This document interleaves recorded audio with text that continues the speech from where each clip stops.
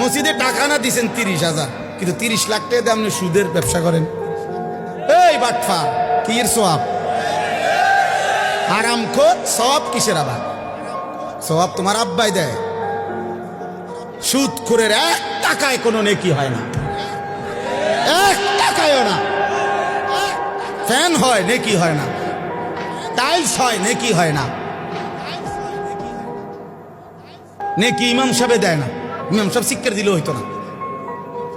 মাহফিলের বক্তা যদি একারে জনাব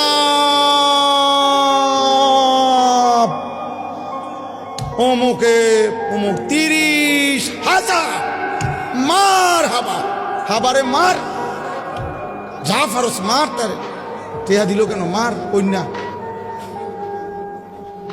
ফেরেস্তা বলবে আল্লাহ সুদের টাকা, আল্লাহ বলবে বাদ দাও, ফালাই দাও, টেহা লই এলা ঘেরা, কিন্তু তুমি লেখো না, নেকি লেখো। টাকা নেওয়া যায়, বলে নেয় কেন? হ্যাঁ নেওয়া যায়, এইটাও কথা। আপনি হয়তো বলবেন আরে এরপরে হুজুর আপনারা নেন কা, টাকা নেওয়া যায় কিন্তু নেকি হবে না।